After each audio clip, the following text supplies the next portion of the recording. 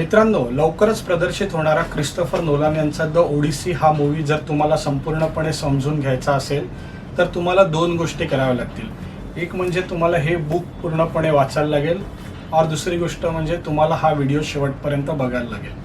तर नमस्कार मित्रांनो, स्वागत आहे पुन्हा एकदा आपल्या सर्वांचं कथा हॉलिवूडची या मराठी यूट्यूब चॅनलमध्ये।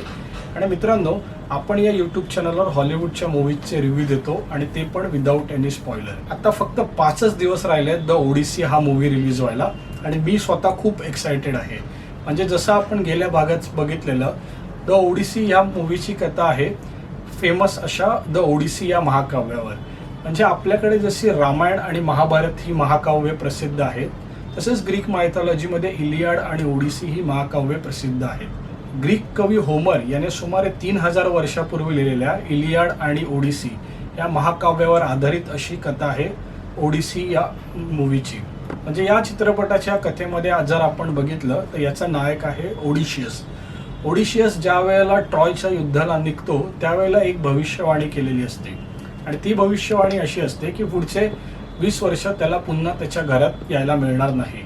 त्यातली सुमारे 10 वर्ष त्याची ट्रॉयच्या युद्धातच खर्च होतात आणि त्यानंतर जेव्हा तो परत आपल्या घरी यायला निघतो त्यावेळेला रस्त्यात त्याला असंख्य संकटांना तोंड द्यावं लागतं आणि ह्या संकटांवरच मात करत असताना त्याची अजून 10 वर्ष वाया जातात। तसंच ज्यावेळेला तो घरी येत असतो त्यावेळेला घरी त्याची पत्नी पेनेलोपी आणि त्याचा मुलगा टेलेमाचस असतो।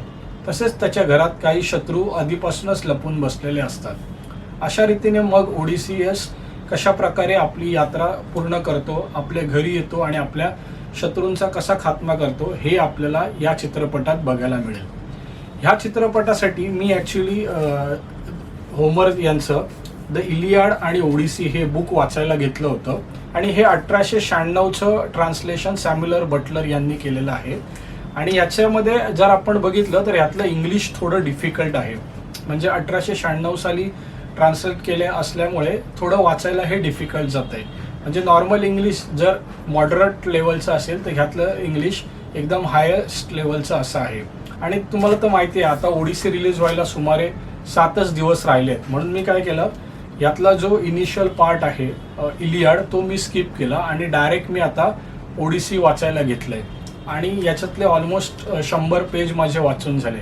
म्हणजे जर आपण बघितलं तर ओडिसी 300 पेजचं आहे तर त्यातले 100 पेज माझे इझिली वाचून झाले आहेत। आणि तुम्हाला माहीत असेल लहानपणी चांदोबामध्ये रूपधरच्या साहस कथा म्हणून ओडिसीचे काही पार्ट मराठीत भाषांतरित केलेले छापून येत होते आणि मी ते लहानपणी वाचलं असल्यामुळे आता मला यातल्या एक एक गोष्टी इझिली समजतात आणि मला त्याचा कंटेक्स्ट एकदम इझिली लागतंय।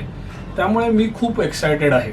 आणि हे बुक वाचताना मला एक गोष्ट कळली की ह्याच्यात यांनी ग्रीक मायथॉलॉजीमध्ये पण असं दाखवलं आहे की मनुष्य आणि देव यांचा संबंध कसा आहे आणि यातले जे योद्धे आहेत म्हणजे अखिलीज असेल, हेक्टर असेल, ओडिशियस असेल, यांच्याबरोबर ज्या पण घटना घडत असतात त्या देवच घडवत असतात। आणि ह्या बुकमध्ये जसं लिहिलं आहे की देव एका ठिकाणी प्रगट होतो, तर बुकमध्ये लिहायला हे खूप इझी आहे, पण ॲक्च्युली ते पडद्यावर कसं दाखवणार आहेत हे बघण्यासाठी मी खूप एक्सायटेड आहे। म्हणजे देव आणि मनुष्य त्यांनी हे कसं दाखवलं आहे हे बघण्यासाठी मी खूप एक्सायटेड आहे। तसेच याच्यात जे सीन आहेत म्हणजे कल्पनाशक्तीतून तयार झालेल्या काही गोष्टी आहेत, काही फाईट्स आहेत, त्या मोठ्या पडद्यावर कशा बघायला मिळतील हे बघण्यासाठीही मी खूप स्वतः एक्सायटेड आहे। तसेच या मूवीबद्दल काही रिव्ह्यूही आलेले आहेत। म्हणजे 10 जुलैला याचा प्रीमियर लंडनमध्ये रिलीज झालेला आणि ज्या पण लोकांनी याचा प्रीमियर बघितला आहे त्यांनी याचे खूप जबरदस्त असे रिव्ह्यू दिले आहेत। म्हणजे त्यांचं असं म्हणणं आहे क्रिस्टोफर नोलन यांनी आतापर्यंत बनवलेला हा बेस्ट असा मूवी आहे। म्हणजे ज्यांनी Interstellar, Inception, the dark night हे मूवी बघितले आहेत तर त्याच्यापेक्षाही हा मूवी भारी आहे असं त्यांचं म्हणणं आहे। तसंच यामध्ये जेवढे ॲक्टर्स आहेत त्यांनी आत्तापर्यंत त्यांचा बेस्ट परफॉर्मन्स दिला आहे असंही लोकांचं म्हणणं आहे। या सर्व गोष्टीमुळे मी स्वतः खूप एक्सायटेड आहे।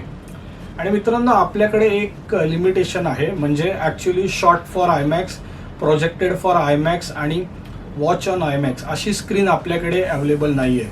म्हणजे जसं क्रिस्टोफर नोलन यांना दाखवायचं आहे की 50x70 mm फिल्मवर शूट करून प्रोजेक्ट करायचं आहे, तर असं कमर्शियली प्रोजेक्ट करणारे सिनेमाज आपल्याकडे नाही आहेत। त्यामुळे मी स्वतः हा मूवी आयमॅक्स वडाळ्याला बघणार आहे की जिकडे मला एकदम मोठ्या अशा स्क्रीनवर हा मूवी बघायला मिळेल.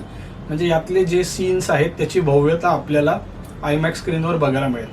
नंतर सेकंड सिटिंगमध्ये हा मूवी मी पॅलेडियममध्ये बघणार आहे, की पॅलेडियममध्ये स्क्रीनची आपल्याला खूप जास्त अशी क्लॅरिटी बघायला मिळते.